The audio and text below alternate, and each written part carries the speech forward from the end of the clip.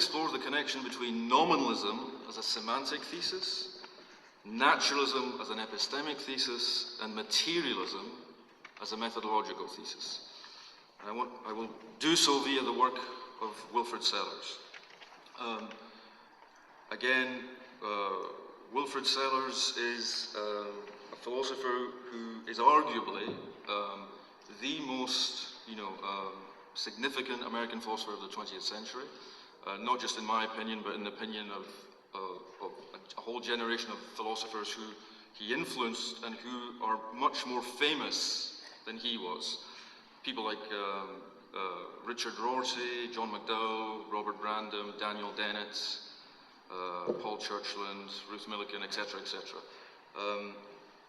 In fact, Rorty predicted that the future of 21st century philosophy could be understood in terms of a conflict between left and right Sellarsians, just as 19th century philosophy was shaped by the conflict between left and right Hegelians.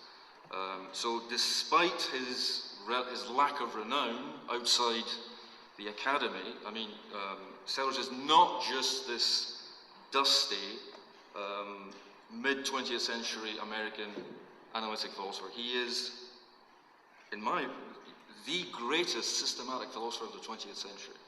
And it's worth emphasizing this because otherwise the difficulty of his work tends to get, the technicality of his work is rebarbative, and people feel that they need to have some kind of incentive to engage with it. So I hope to convince you of the worth of attempting to do so. So I want to explain how his influential critique of the myth of the given determines his commitment to nominalism. And this will be followed by a brief explanation of Sellars' metalinguistic account of meaning.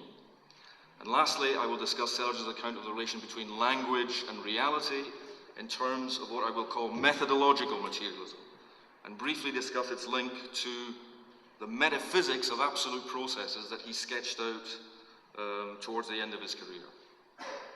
So first I want to begin by discussing the problem of a critical ontology, of a genuinely post-Kantian ontology, an ontology that takes the measure of Kant's critique of dogmatic metaphysics. Ontology is an attempt to answer the question, what is there? But this cannot be answered by listing names of entities. Table, chair, tree, cypress, Dante, aeroflot, etc., etc. Table, chair, and tree are common nouns, names for types of objects. Cypress, Dante, aeroflot are names for particular objects. Listing nouns, whether names of types or names of particulars, is uninformative because it offers us names without explaining what a name is or how it is related to its nominatum.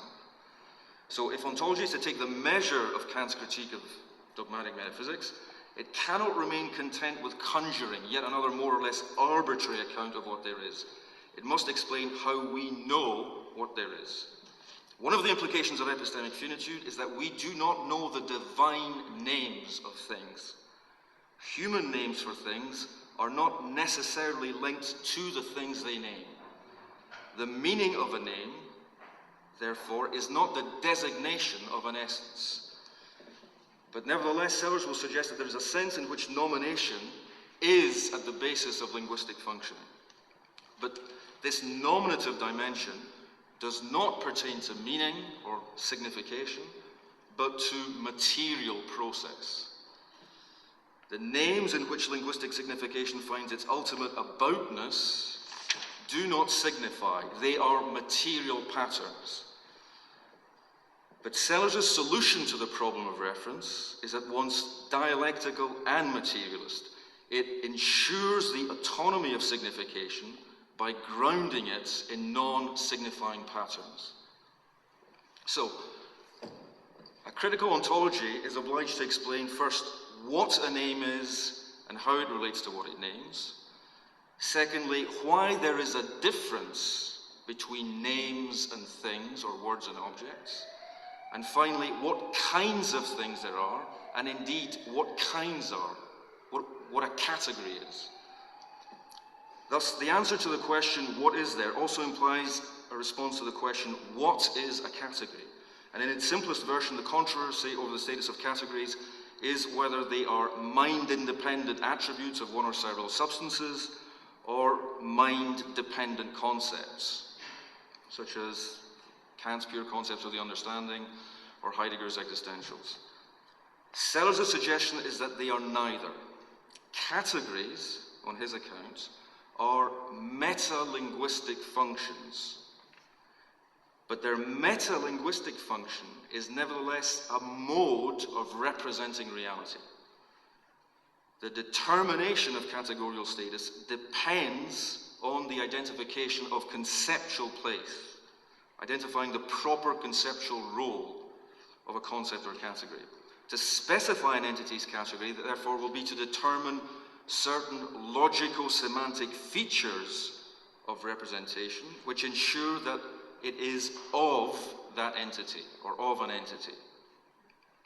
Nevertheless, representation itself is not a conceptual relation, or a relation between concepts and things. And it is this stress on the non-conceptual nature of representation that distinguishes Sellars' account from traditional conceptions of representation as a relation between thoughts and things. And it's this emphasis that renders his stance materialistic in a methodological rather than metaphysical sense, or so I'd like to argue. Okay?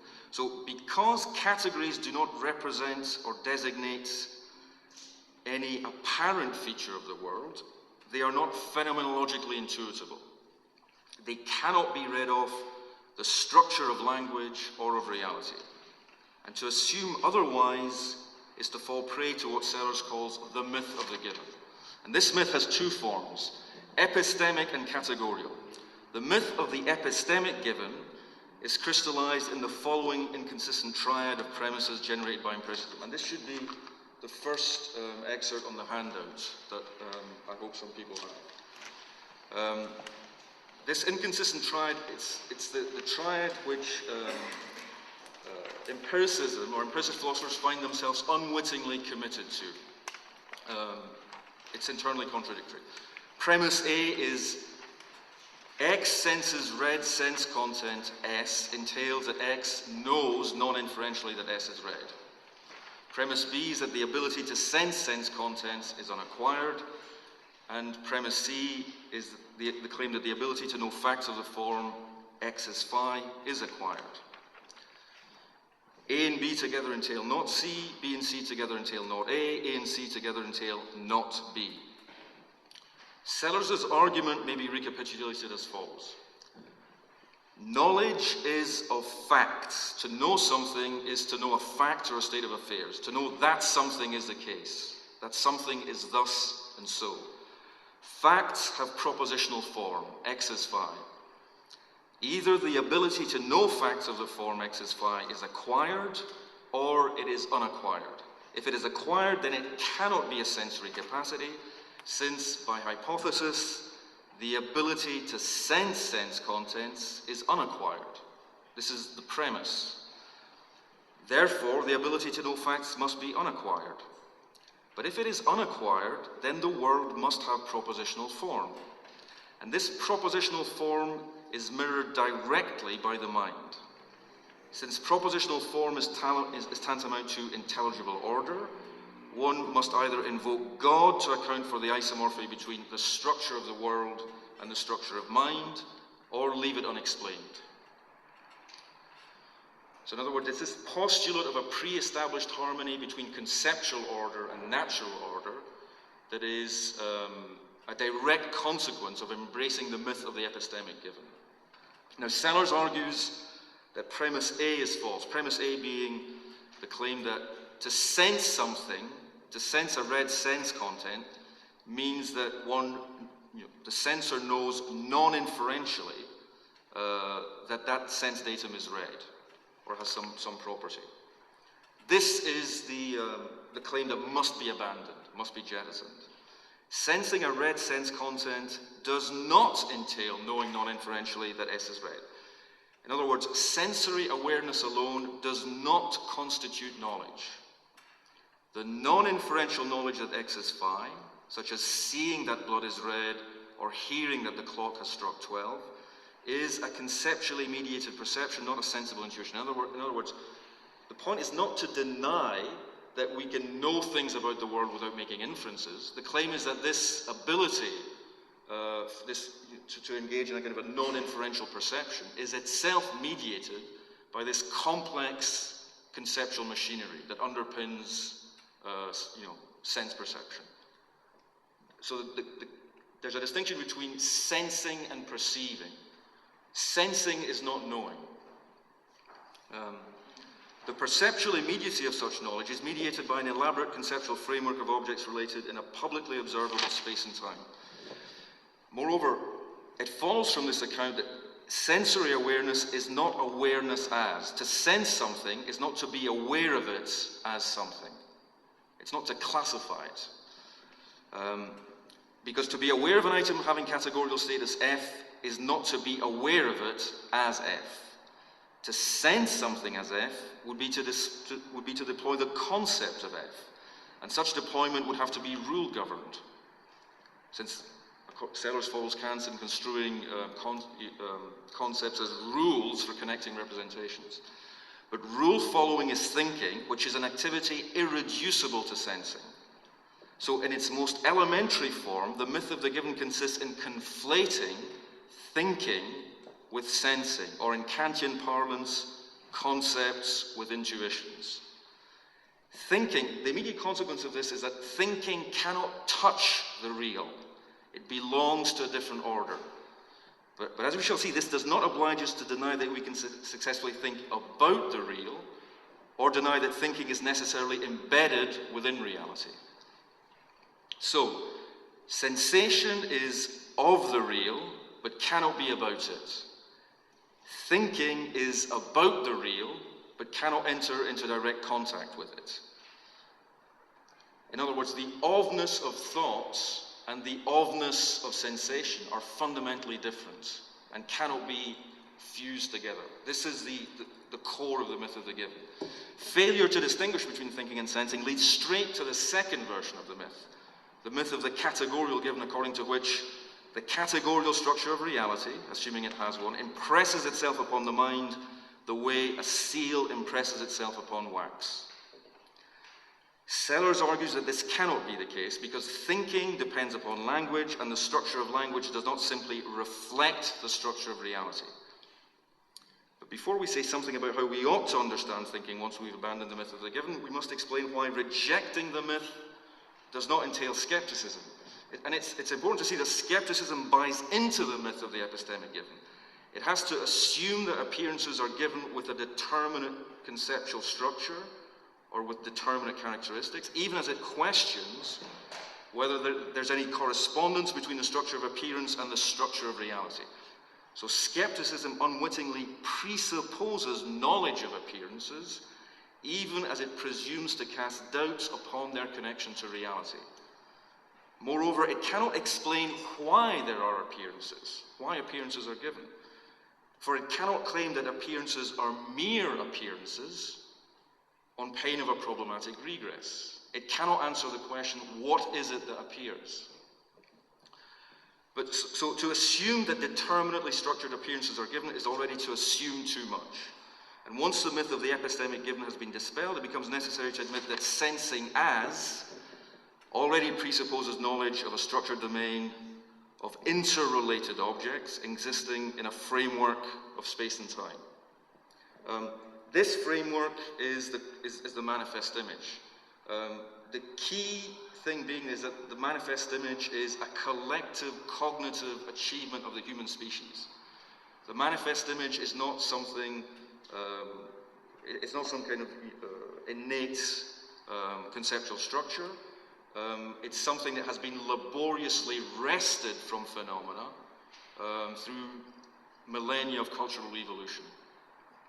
And one of the things I want to suggest here is that, in fact, it's important to understand the indispensability of certain features of the manifest image in order to prosecute the project of categorial invention, and if one is interested in such a thing, in order to prosecute metaphysical speculation. So, now, this critique of the given is directly connected to Sellars' account of what it is to think and what it is to have a mind, to be a minded being. It may sound platitudinous to reiterate once more the claim that the mind is not a private inner sanctum, that it is externalized in the world, and that this externalization is a consequence of its connection to linguistic activity, which is intrinsically social and collective. Sellars shares Heidegger's and Wittgenstein's rejection of the Cartesian privacy of the mental. But unlike both of them, he situates this insight within a broader metaphysical account of the place of mind in nature. That thinking and language use are both essentially activities, forms of doing, will turn out to be crucial to this account. Thus, the concept of what Sellars calls an inner thought episode is modeled on publicly observable sayings out loud. This is a direct consequence of rejecting the myth of the epistemic given, because the ability to apperceive our own mental states is acquired and not innate. Introspection is a correlate of etrospection.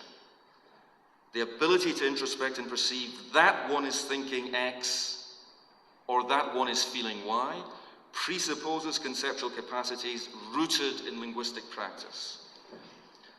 Yet this is not to say that thinking is reducible to verbal dispositions. The claim that speaking is prior to thinking in the order of knowing, that we understand what it is to have a thought or what thinking is, by modeling it on our understanding of what it is to say something or to speak. This does not mean that thinking is merely some kind of fiction, that mental states are some kind of heuristic fictions postulated to explain linguistic behavior.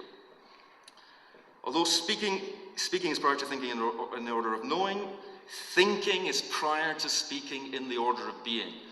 The order in which you discover things about the world is not a clue to their ontological status. Okay? The things that you discover last about the world may be ontologically primary or fundamental. So the parallel here is with our understanding of manifest physical objects provides the basis for understanding of microphysical, imperceptible microphysical objects. So manifest physical objects are primary in the order of knowing, but not in the order of being, because they are constituted by microphysical particles. So therefore, pre or non-verbal thought is perfectly real. Thoughts, imperceptible mental events are perfectly real, but our ability to perceive ourselves thinking is linguistically mediated. So Sellars is as much of a realist about inner thoughts as Descartes.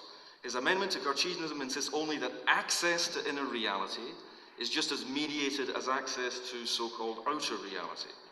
He does not say that thoughts are necessarily public or even essentially publicizable. His claim is that our ability to understand what a thought is, or what it is to have a thought, is tributary to communally generated and publicly shared conceptual resources. And by the same token, Sellars' realism about internal thought episodes does not commit him to the Cartesian claim that covert thought stands to overt speech as cause to effect. The claim that thinking is essentially related to the capacity for linguistic expression does not identify thinking with linguistic behavior. Rather, it postulates that the former is constitutive of the latter in the same sense in which molecules are constitutive of gases. Thoughts, therefore, are in language-using animals in the same sense in which molecules are in gases. It is just as mistaken to construe thoughts as the cause of linguistic behavior as to construe molecules as the cause of gas volumes. The connection is one of constitution and not causation. So it's part of the definition of the occurrentness or the actuality, which means to say the being of thought acts, that they be expressible in sayings out loud, even if no saying occurs. So, finally, to wrap up this discussion of the implications of Sellars' critique of the myth of the given. Empiricism and Cartesianism are not the only tributaries of the myth.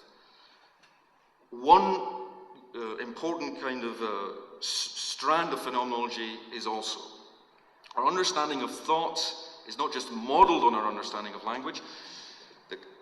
The intentionality of thought derives from the intentionality of discourse. Thought is not the locus of an originary intentionality that is subsequently transmitted to language. Intentionality is primarily a property of candid public speech, established via the development of metalinguistic resources that allow us to talk about talk. In other words, to say that something is about something, that a word, which is closely connected to the attempt to explain what meaning is, or what it means for a word to be about something, requires metalinguistic resources. It's a reflexive conceptual achievement. So this rejection of the postulate of originary or transcendental intentionality, which is the postulate which underlies transcendental phenomenology, is another direct consequence of abandoning the myth of the given. If intentionality is primarily a linguistic phenomenon, what does this imply for our understanding of meaning, not only as it pertains to mind, but also as it pertains to nature? So, now we have to kind of briefly understand Sellars' theory of meaning. So Sellars defends a metalinguistic version of nominalism. Semantic statements such as, a semantic statement is a mean statement, when you say X means Y. Semantic statements such as rouge in French means red in English, quote a sign design in a foreign language and correlate its functioning in that language with its functioning in our own familiar language. More generally, semantic operators such as means, designates, refers, or stands for, all these ways of cashing out means talk, are simply ways of correlating the functioning of unfamiliar words with the functioning of familiar words. The means operator in a semantic statement, such as rouge means red, is a special version of the copula on this account. In other words, it should be understood as is. Rouge is red. It establishes a correlation between a distributive singular term and a metalinguistic sortal. I'll try to explain what that means. This is the second section on the handout. So Sellars wants to use what he calls, he develops this kind of new technical notation which is called dot quoting. Okay? The dot quoting is simply the two black dots that border any kind of word token. It's a very particular way of quoting sign designs. He uses it to mark the exhibition of linguistic function. Dot quoting exhibits linguistic functioning. So in other words, to say that dot quotation identifies the meanings of words in terms of their metalinguistic sortals, where a sortal is a way of classifying a functional type. So for instance, in a claim such as rouge in French is a dot quote red in English, this statement says that the mentioned sign design, i.e. rouge, plays the same linguistic role in French as red, the sign design red, does in English.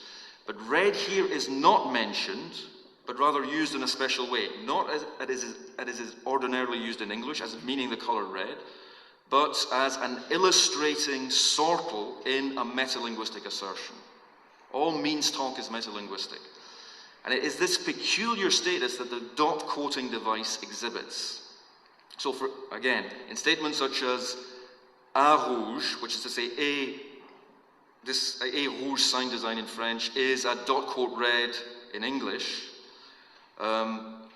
rouge functions as a distributive singular term and not as an abstract noun. In other words, it's a distributive singular term in the same way in which if we say the lion is tawny, We're not referring to some abstract entity called the lion, some abstract individual which exists independently of all these individual lions. References to the lion is tawny, the lion is ferocious, etc., can be explained in terms of references to, a distributive reference to individual lions existing in space and time. That's what a distributive singular term is. So, means talk is about distributing a distributive singular term with a metalinguistic sortal. Distributive singular term is on the left, the metalinguistic sortal is on the right. So, this is why, and it's because of this distributive status, it's preferable to write rouges, to pluralize the expression. Rouges are reds. The pluralization shows that they indicate particular linguistic tokenings rather than the name of an abstract linguistic type. Tokenings are particular exemplifications or instantiations of words or graphic markers. Were this not the case, if we didn't pluralize, we would simply be substituting reference to abstract linguistic entities for reference to abstract extra-linguistic entities. We would simply be substituting one abstraction for another. So, in order for the strategy to work, it's necessary to insist that only particular linguistic tokenings exist, not linguistic types. And this is what is shown by correlating the distributive singular terms rouge with the metalinguistic sortals ... red. So, this metalinguistic strategy can also be used to explain why abstract singular terms should not be taken as designating abstract entities. So, consider an abstract singular term such as redness. Sellars insists it is a mistake to treat it as the name of an abstract entity. The meaning of statements involving redness can be reformulated without loss using the predicate red. So for example, A exemplifies redness is equivalent to A is red. To claim that it isn't is tantamount to claiming that the context exemplifies redness means something other than is red. But anyone who wants to follow this route would have to insist that exemplification is also the name of an abstract entity, the so-called exemplification nexus through which the object A is supposed to be connected to redness. Appending this metaphysical annex to ordinary usage invites a regress, for if we insist on explaining the meaning of relational expressions and the relationship between A and red in terms of designation, we will always require another abstract relational term to explain the relation between the particular, the universal, and their relation. In other words, between A, redness, and exemplification as what connects A and redness. And this is just a version of Plato's third man argument. There's an infinite regress of abstract entities. Okay. Now, nominalism is traditionally, in its empiricist form, nominalism is an anti-realist position. Okay? If you're a nominalist about something, you deny that something exists. You say that there's no more to something than the words we use to talk about it.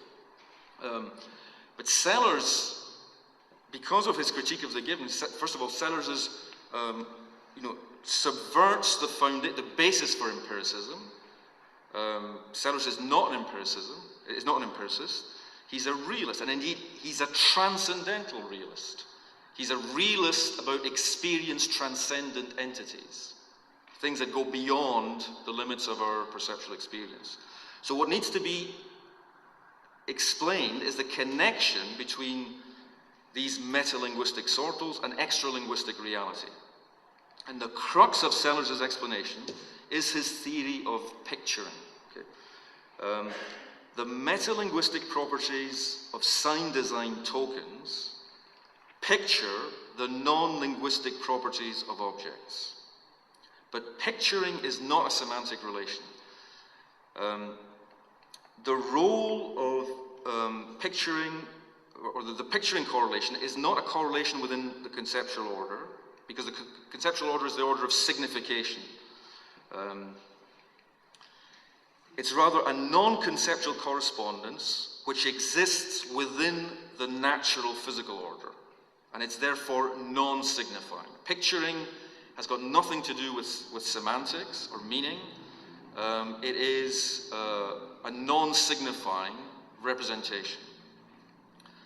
And this is what Sellars means when he talks about representation. Representation is not a relation between concepts and objects, but between objects and other objects, and indeed between natural linguistic objects and natural objects, other natural objects. And these objects are spatio-temporal particulars. So, metalinguistic functioning is realized in the material properties of sign design tokens. And this is what I want to try and explain, because this is a kind of a tricky point. This is to say that the metalinguistic functioning of a sortal such as dot quote red is correlated with a real, i.e. non-linguistic, physical property, but this property is not named by the sign design red. Instead, it is pictured by its syntactical role, the syntactical role of this sign design, this inscription. Thus, in an expression such as red A, where the property red is predicated of the object named A, the token red does not stand for or designate the property. Rather, it is its syntactical concatenation with the name A that ultimately explains its connection to this extra-linguistic property. And this is where there's the quote from Sellars on the handout. It's a lengthy quote, which I'll read out. So Sellars writes, in general, the nominalist holds that there is no thing which red stands for, because it stands for red things, and red things is not a thing. Now, it is a truism that the concatenation of red with A tells us that A is red. But is this fact illuminated by the idea that A is correlated, that the token A is correlated with the object A, and red with the object red things? I think not. To understand what is going on, we need a different perspective on the syntactical form of red A. I submit that it is that properly viewed, it's not a concatenation of two referring expressions, but rather it's as a name A, which has the character of being concatenated to the left with a case of the sign design red.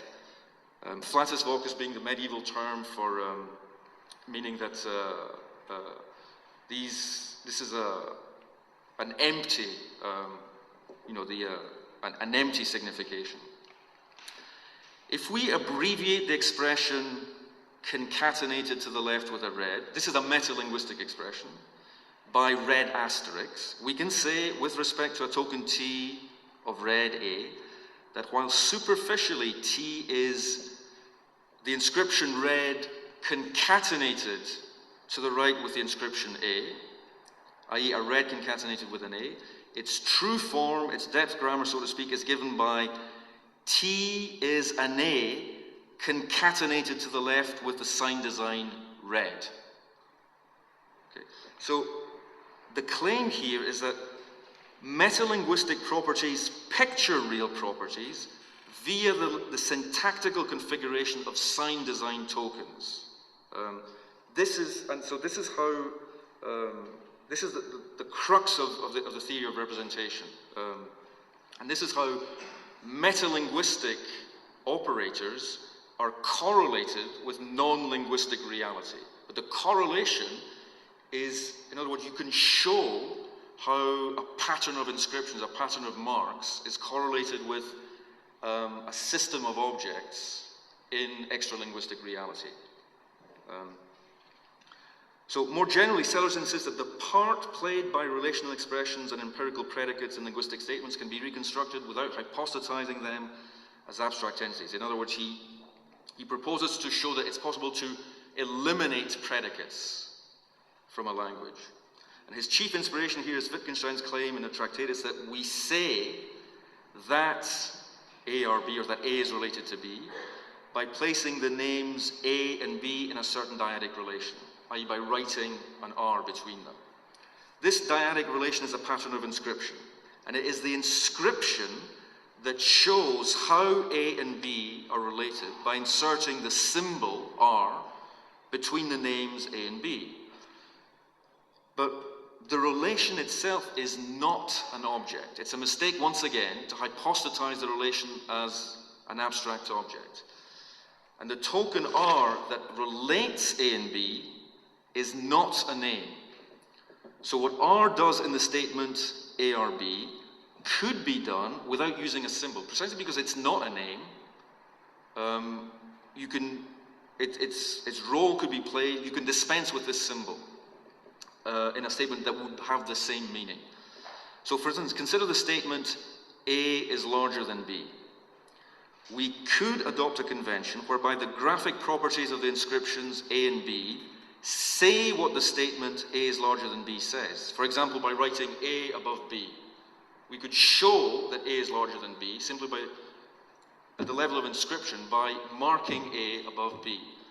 And this inscription states what A is larger than B states without using the expression, the relational expression, is larger than. But it is crucial on Sellars' account to insist that nothing in the above inscription, in the inscribing of A above B, plays the role allegedly played by the design is larger than. That B is below A is essential to the meaning of this statement. But this graphic feature does not correspond to the role played by the expression is larger than. Rather, in the inscription above, B's being below A plays the role played by A and B having the inscription is larger than inserted between them. Thus, both the inscription is larger than and the inscription B's being below A are functioning here as inscriptions, which is to say they are graphic objects rather than signifying expressions. So Sellars' basic critique of Wittgenstein is that, according to Wittgenstein, it is facts that pictures other facts. The world consists of facts, not things, and linguistic facts picture non-linguistic facts. Sellars' materialism says that no, the world does not contain any facts. The world consists only of objects. So therefore, it is objects that picture other objects. Linguistic objects picture non-linguistic objects. And so, for instance, if A is indeed larger than B, if Bill is larger than Ben, the inscription, and if A and B are the names of Bill and Ben, A above B expresses this fact about the world. But it shows it through the relationship of these linguistic objects. Okay, so, and what this Sellars, conjures up a kind of a fictitious language which he calls jumblese. A above B is a jumblese sentence. Jumblese is a language devoid of predicates. It's a language that shows the characteristics of objects simply in terms of their graphic or phonematic features. For instance, in jumblese, the statement X is red, which means that object X has the property red, could simply be written as boldface X, which is the final example on the handout. Here, the way in which the name X is inscribed tells us what property the object X has. The inscription X, boldface X, has two relevant features. It features a token of the name X, which refers to object X, and it has a specific graphic characteristic. So fundamentally, Sellars' claim is that predicates do not play an independent role within linguistic expressions. He insists on the primacy of sentential structure, and you cannot allocate an independent function to predicative expressions. They only function within sentential blocks. So therefore, Sellars writes, not only are predicative expressions dispensable, the very function played by predicates is dispensable. So therefore, it is a mistake to abstract the role played by predicates from the role of the expressions in which they occur. It is this abstraction of a fragment of function, of a fragment of linguistic function, that encourages the mistaken idea that predicates designate conceptual properties or metaphysical attributes. The predicative role should not be reified and turned into an abstract entity called a property, which exists independently of sentential context. Still less should this conceptual property, supposedly expressed by the predicate, be hypostatized and turned into an ontological attribute that exists not only independently of language, as conceptual properties are alleged to, but independently of thought. As Sellars puts it, quote, "The extra-linguistic domain consists of objects, not facts. To put it bluntly, propositional form belongs only in the linguistic and conceptual orders." End quote. So in the final analysis, conceptual functions are linguistically incarnated in sign designs whose material characteristics picture objects. Thus, semantic functions are nothing independently of this incarnation, but crucially, picturing itself is not a semantic relation or function. Sellars describes it as a second-order isomorphism between objects in the natural order. A second-order isomorphism, it's a structure of structures. It's not simply a relational structure, it's a structure that relates to distinct systems of relations. The example he gives is the phonogram, a record, but a CD pictures a piece of music via complex transcoding of information from one physical medium into another. Picturing is a ubiquitous natural process. Objects in the world picture other objects in the world. Our nervous systems and the sounds we make with our mouths and tongues and the marks we make with implements of various sorts picture objects, configurations of objects. So what lies at the core of Sellars' nominalism is the idea that conceptual signification bottoms out in picturing. Okay. So, Sellars' rejection of the myth of the given does not lead to linguistic idealism and the claim that reality is a linguistic construct. Rather, it is the cornerstone of a critical ontology in which language is embedded in non-linguistic, asignifying reality, a reality devoid of conceptual structure. Thus, Sellars' nominalism is part and parcel of his embrace of naturalism and materialism. These are, of course, not equivalent. He's a naturalist because he claims that linguistic practice in which thinking is rooted is a variety of natural process, and natural science investigates these processes, but that linguistic activity is a distinct and possibly even a unique variety of natural process, whose specificity should not be elided, is part of Sellars' Kantianism. Not all natural processes can be understood using the same conceptual resources, because the varieties of natural processes cannot be read off our available conceptual resources. This is the myth of the categorial given, to claim that there are these different kinds of things. We don't know what different kinds of things exist because we have to understand how our conceptual resources are themselves embedded and conditioned by material processes in our very attempt to understand what kinds of things exist or what processes really are. But Sellars is a materialist because of his insistence that the varieties of natural process extend well beyond those comprehended within the organic realm.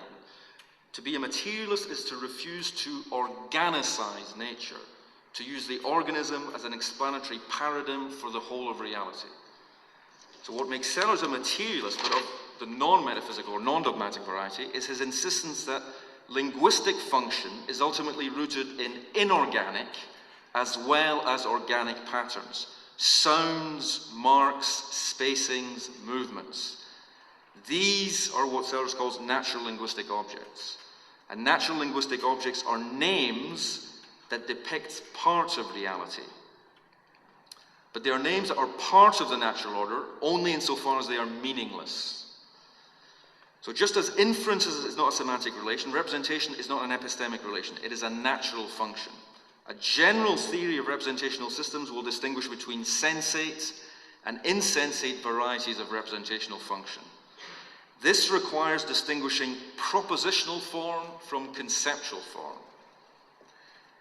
Animal representational systems, we are animals, animal representational systems are ubiquitous amongst multicellular life forms. We are animals, we have a certain kind of representational machinery upon which our linguistic and conceptual capacities supervenes. But these are two different levels. Representation is not conceptualization. Conceptualization is not representation. So animal representational systems operate through a propositional form that has both a referring and a characterizing aspect. And this is tied to the two aspects of Jumblees, for instance, in which all you need is a reference, you need a mark, an inscription to name an object, to register the presence of an object, and a way of characterizing that mark or that inscription. And in this regard, propositional form is non-conceptual. Thus, the representation of an object A is being read is carried out by the characterizing inscription of a symbol token A. Both the referring and characterizing aspects of elementary propositions are syntactically encapsulated. Syntactic form is realized in the neurobiological properties of the nervous systems of sentient organisms. In this regard, propositional form is pre-linguistic and more fundamental than logical or conceptual form. Logical form is inaugurated once representational systems can represent relations of association, compatibility, and incompatibility between representations. Meta-representation establishes inferential relations between propositions, but full-blown conceptual form is only achieved at the meta-representational level when propositional structures endowed with the rich predicative resources of a natural language are relayed. Conceptual form supervenes on, but is irreducible to the coding procedures of representational systems. Okay? So finally, at its most elementary level, linguistic practice is anchored in names that picture objects as being somehow. This somehowness is shown, not said, by the manner in which names are uttered or inscribed. An utterance or inscription by itself is, of course, not a statement. It is a physical pattern, phonemic, graphic, or gestural. So Sellars' suggestion is that conceptual properties do not designate attributes or ways of being, but that they are nevertheless rooted in acts of representing that picture reality in ways that can be said from within the conceptual order to be more or less adequate. The criterion of pictorial adequacy is formulated using our extant conceptual categories, and as such it is internal to our signifying scheme and dependent upon our available predicative resources. But still it can be used to track the correlation between conceptual order and real patterns. So conceptual categories are embedded in and conditioned by natural function, even though they do not mirror the latter. Demonstrating this is the burden of Sellars' philosophy. The demonstration requires distinguishing the propriety of conceptual function from any metaphysical correspondence between thoughts and things.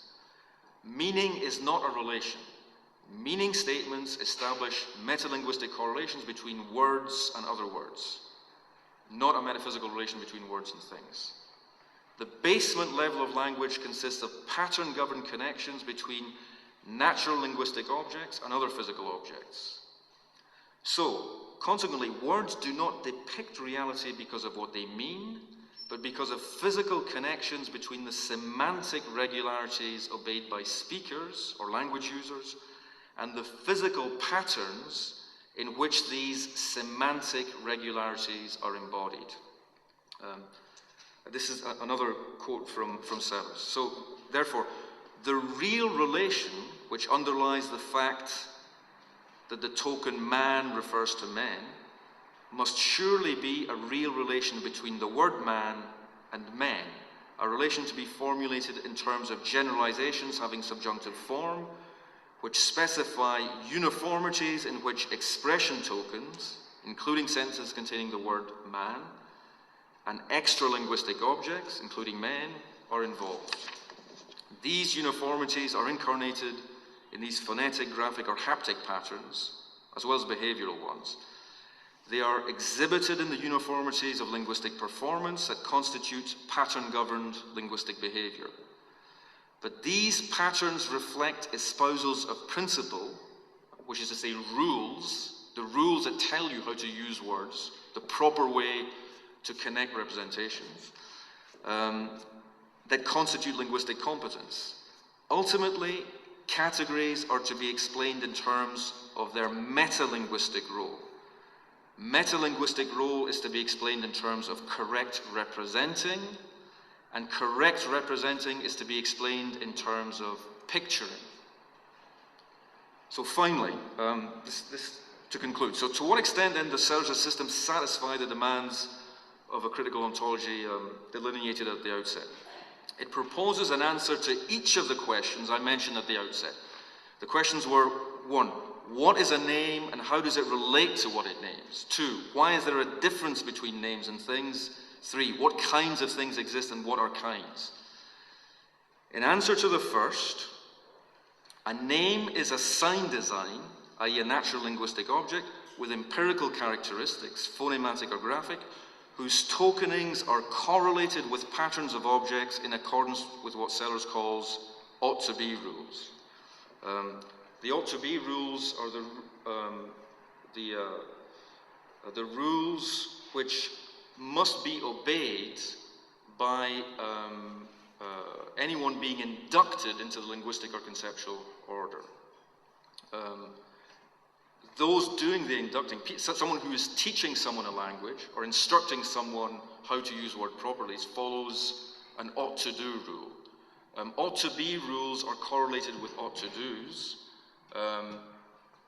but the ability, once one has acquired competence of ought-to-be regularities, one can therefore start obeying ought-to-dos, and one becomes an autonomous or rational thinking agent. This is where conceptual rationality kicks in. In other words, with conceptual autonomy, when you don't need to be told what to do because you know what to do. You can identify the proper rule to apply in this situation.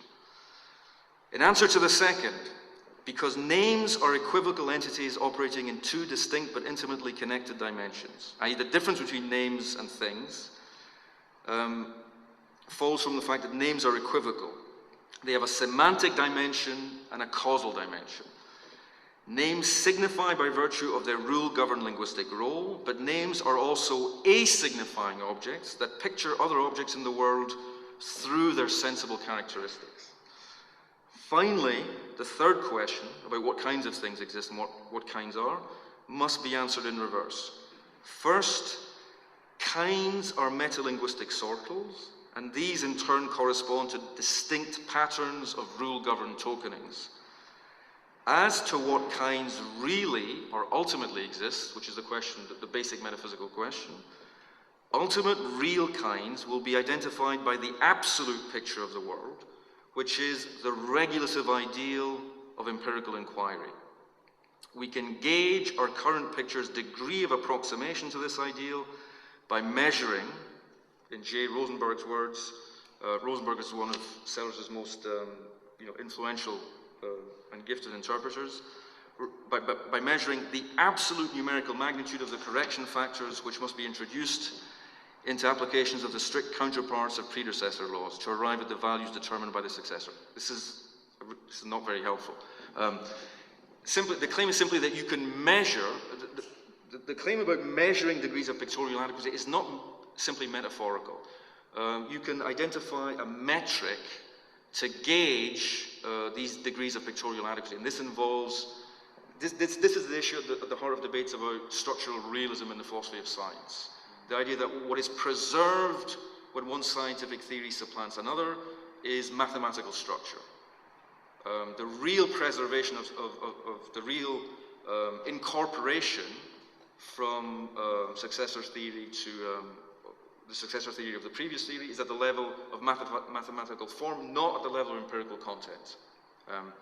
But interestingly, Sellars defends a version of structural realism which does not degenerate into Pythagoreanism. It does not commit one to the claim that it's mathematical structure all the way down, because mathematical structure is actually simply a way of codifying this non-mathematical, these non-mathematical processes. We can orient our current picture towards this ideal by projecting categories into a successor theory through the construction of analogical models with counterpart properties.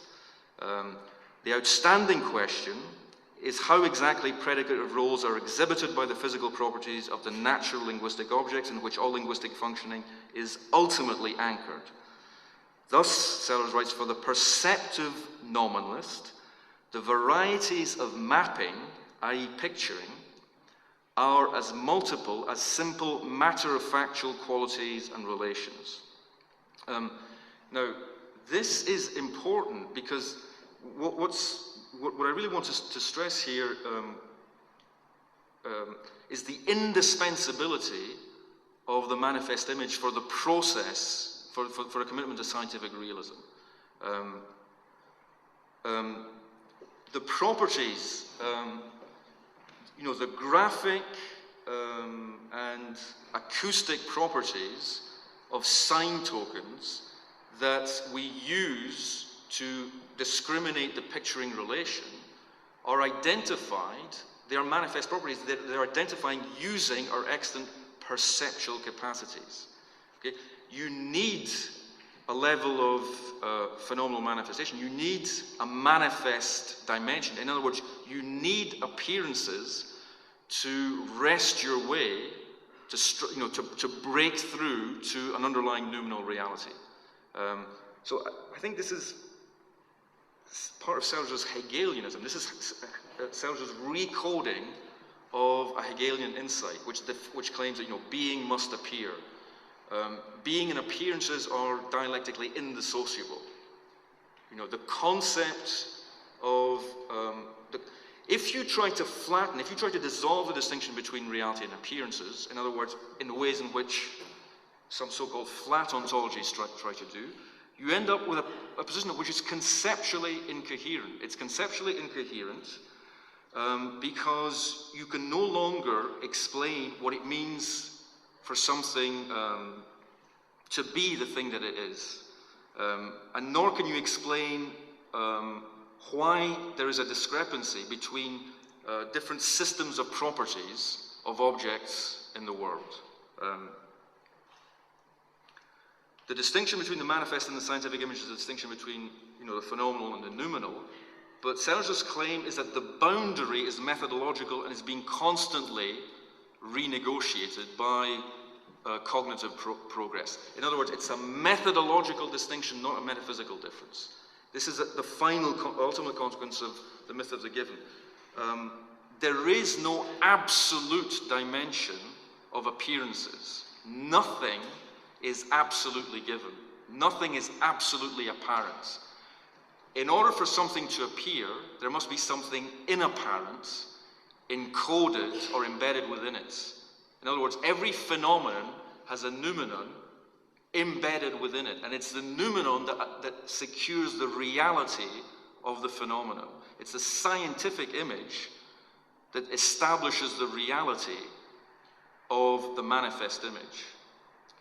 So why characterize this as a methodological materialism? Because the logic of Sellars' account implies that whatever conceptual properties are used to describe materiality remain provisional and subject to further adjustment and even fundamental revision. This fallibilistic aspect of philosophical ontology, which is implicit in the theory of picturing, distinguishes Sellars' stance from that of more straightforwardly metaphysical or dogmatic materialists.